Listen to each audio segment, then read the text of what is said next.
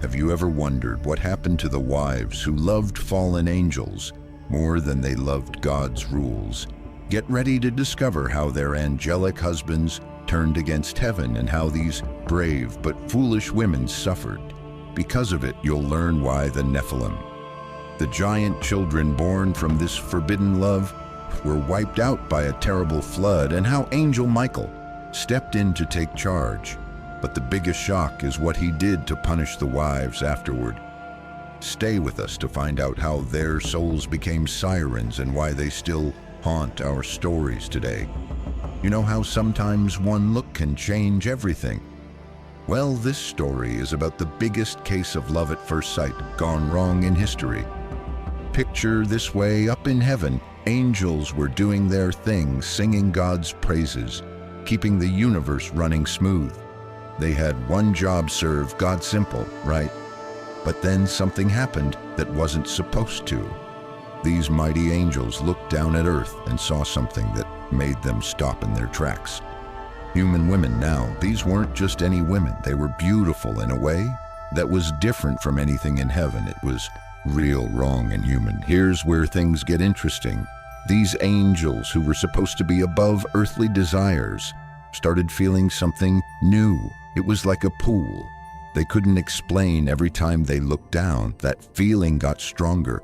Their bright heavenly glow started getting dimmer as thoughts they weren't supposed to have filled their minds. Down on earth, life was going on as usual. Women were living their lives, working, laughing, loving. No idea that up above mighty beings were breaking every rule in the book just to watch them. But something strange was happening to these women too. They felt watched, special, like something amazing was about to happen. The air felt different. You know that feeling right before a huge storm hits? That's what it was like.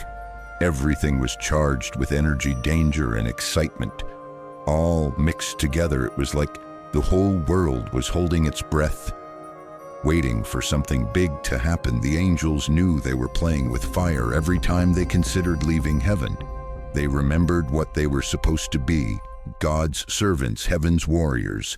But that pull kept getting stronger. They started asking themselves questions they'd never asked before. What if we could feel what humans feel? What if we could love like they do? Their hearts, which were made to love only God, were now filled with desires they couldn't control. Each day more, angels joined in watching the earth below. Each day their resolve weakened a little more. The choice was tearing them apart. Stay true to their purpose or give in to these new feelings. Everything was about to change. Heaven and earth were never meant to mix like this, but these angels who had stood by God's throne and seen the creation of stars were ready to give it all up. For what? For a chance at human love? Little did anyone know this choice would start a chain of events that would shake both heaven and earth to their core. These angels were about to learn the hard way that some rules aren't meant to be broken, no matter how tempting the reason. Music. The moment these angels stepped onto earth, magic happened, but not the good kind. Imagine the most beautiful person you've ever seen, then multiply that by 1,000. That's what these fallen angels looked like. When they showed up, they didn't just walk, they glided. They didn't just speak, their words sang like music. Light seemed to dance around them, making everything else look gray and boring. When they showed up in villages and towns, everyone stopped what they were doing. How could you not? It was like staring at the sun, painful to look at but impossible to look away. The women who saw them felt something they'd never felt before. It wasn't just a crush or attraction. It was like being under a spell. These weren't just handsome strangers passing through town. They were perfect in every way, or at least they seemed to be. Their skin glowed like moonlight. Their eyes held all the stars of heaven, and when they smiled, well, that's when the trouble really started. But you know how they say, if something seems too good to be true, it probably is. That's exactly what was happening here. These weren't just super handsome men. They were angels who had turned their backs on heaven, and if you looked closely enough, you could see something wasn't quite right. Their smiles held secrets darker than night. Their eyes, though beautiful, were ancient and deep in a way that no humans could be. The women who met them felt drawn in like moths to a flame. It wasn't fair, really. How do you say no to someone who literally glows with heavenly light, who knows everything about you before you even speak, who can promise you things no human man ever could? But here's the scary part. The more time these women spent with the fallen angels, the more they changed too. It's like they caught some of that otherworldly glow. They started seeing things differently. Normal life wasn't enough anymore. Regular men looked plain and boring compared to these heavenly beings. The fallen angels knew exactly what they were doing. They picked the most beautiful women, the ones who caught their eye from heaven. They used their heavenly powers to appear as everything these women had ever dreamed of. It was like a fairy tale romance, but with a horror story twist every time one of these angels took a human wife. It sent ripples through both heaven and earth. These weren't just regular marriages, they were unions that were never supposed to happen.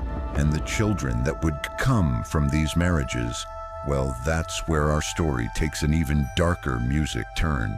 Now let me tell you about the children of these forbidden marriages. The Nephilim imagine a child being born, but instead of staying tiny and cute, they just keep growing and growing and growing. These weren't your average kids, they were giants with strength that could move mountains and appetites that could empty villages. When a Nephilim walked, the ground shook. When they spoke, their voices boomed like thunder. They were born with their angel father's power and their human mother's feelings, but none of the wisdom to handle either. Picture a toddler having a tantrum, but now make that toddler the size of a house. Scary, right? Cities lived in fear of these giants. Regular people, they didn't stand a chance. The Nephilim took what they wanted, ate what they wanted, and destroyed anything in their path. Some were as tall as trees, others even bigger. They weren't just big, they were smart too, and that made them even more dangerous up in heaven. God watched all of this happening. His perfect world was being turned upside down by these hybrid creatures who were never supposed to exist. His anger grew day by day as he saw how these giants terrorized his creation. The humans he loved so much were living in constant fear, hiding in their homes, praying for help. That's when heaven's greatest warriors, the archangels, knew they had to step in. But even for them, this wasn't going to be easy fighting. A Nephilim was like fighting a force of nature. They were practically unstoppable, and there were so many of them. The archangels gathered their armies. They knew this would be the biggest battle they'd ever fought. Michael, Gabriel, and the others planned their attack carefully. They couldn't just rush in. These weren't demons they were fighting. These were creatures with angel blood in their veins. But here's the thing about having God on your side. You get backup plans, big ones, when the archangels realized even they might not be enough to stop the Nephilim. God decided to step in himself. He had a plan that would change the world forever, a flood that would wash away all the evil that had spread across the earth. The battle that followed was like nothing the world had ever seen. Heaven's armies against the mighty Nephilim with the biggest flood in history. On the way, lightning split the sky, thunder shook the mountains, and rain began to fall. The Nephilim, for the first time ever, felt something they'd never felt before. Fear. It was about to become clear to everyone, angels, humans, and Nephilim alike, that some lines should never have been crossed. But before we proceed, have you subscribed to the channel already? If not, do it right now, because we publish amazing Bible content weekly, which will enhance your knowledge about the Bible and the events mentioned. What are you waiting for? Hit on that subscribe button, right? Music. Now, have you ever seen storm clouds gather so dark that day turns to night? Well, multiply that by 1,000,000. That's how it started. The day God decided enough was enough. The sky didn't just darken, it turned black as ink. The air got so heavy you could barely breathe. At first, people didn't think much of it. Rain was normal, right? But this was different. The raindrops were thick and heavy, like tears from heaven itself. They didn't fall, they crashed down hour after hour, day after day. The rain just kept coming, no breaks. No letting up, just endless water falling from an angry sky. The mighty Nephilim, who had terrorized everyone for so long, started to look scared for the first time. These giants who could crush boulders with their bare hands couldn't do anything against the rising water. They tried climbing the highest mountains, but the flood just kept climbing higher. Their strength meant nothing now. Nature itself had turned against them. You could hear the screams everywhere, people begging for mercy, crying out to heaven. The fallen angels watched helplessly as their children, these powerful beings they had created, struggled against the flood, but there was nothing they could do. This was God's punishment, and no power in heaven or earth could stop it. In the middle of all this chaos, one boat floated safely, Noah's Ark. Imagine being on that ark, hearing the storm rage outside, feeling the waves toss you around like a toy. Inside were the only humans and animals that would survive this worldwide cleanup. They could hear the desperate cries of those outside, died, but they couldn't help. This was God's plan, and they had to trust it. The water rose higher and higher. First it covered the fields, then the forests, then the hills. Even the tallest mountains disappeared under the endless waves. The Nephilim, those mighty giants who once seemed unstoppable, were now just another thing for the flood to sweep away. Their incredible strength couldn't save them from drowning. The fallen angels could only watch from their chains as everything they had built, everyone they had loved, disappeared under the water. Their perfect children, their human wives, the cities they had helped build, all gone. The world they had corrupted was being washed clean for 40 days and 40 nights. Water fell from the sky.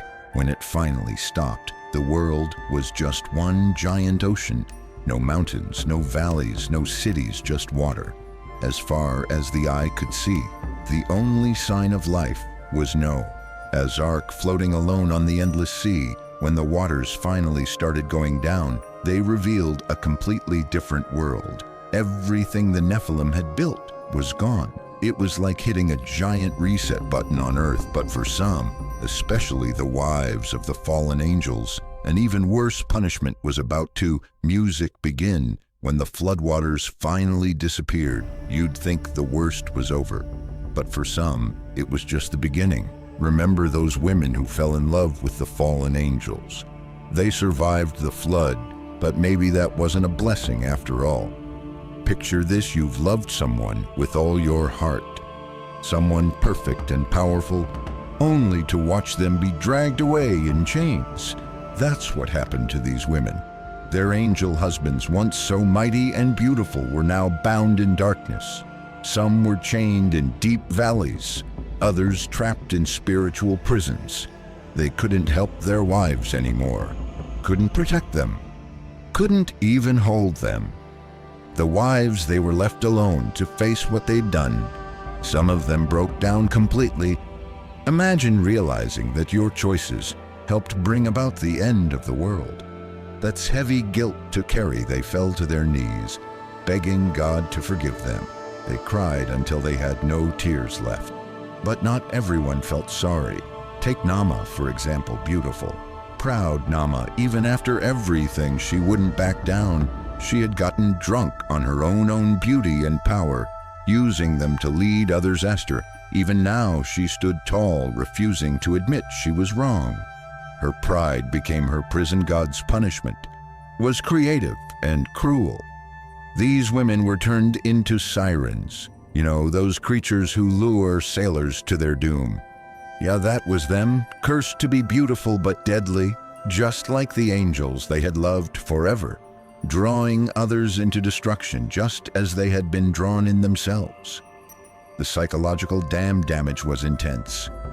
These women had to live with crushing guilt, knowing their choices had helped destroy the world. Some went mad with grief, others became empty shells of who they used to be. The weight of what they'd done was too heavy to bear, and their angel husbands chained up in their prisons. They could sense everything their wives were going through. They could feel their pain, their despair, their madness, but they couldn't do anything about it. Talk about torture. The angels who stayed faithful to God were given a new job watching over this changed world. They had to make sure nothing like this ever happened again. They watched the sirens, once their sisters-in-law, singing their deadly songs. They watched humanity rebuild, trying to forget the terror of the flood. It was a new chapter for everyone. The world had been washed clean, but the scars remained. The faithful angels kept their distance, now watching, but never interfering. They had learned their lesson. Some boundaries aren't meant to be crossed, no matter how tempting the reason. But there's one incident that'll blow your mind, a fight between two of the most powerful beings ever, Michael and Lucifer themselves. And what were they fighting over? Moses' body. Yeah, you heard that, right? The same Moses who parted the Red Sea. But this isn't just any regular fight. This battle was so important that it was kept hidden in a 3,000-year-old Bible that most people don't even know exists. Want to know what made Michael so angry that he had to face Lucifer himself? Or why Lucifer wanted Moses' body so badly? Trust me, what happened next changed everything we know about these powerful beings. Click on the video popping up on your screen right now. You won't believe what really went down between heaven's greatest warrior and its greatest traitor. This is one Bible story they definitely didn't teach you in Sunday school.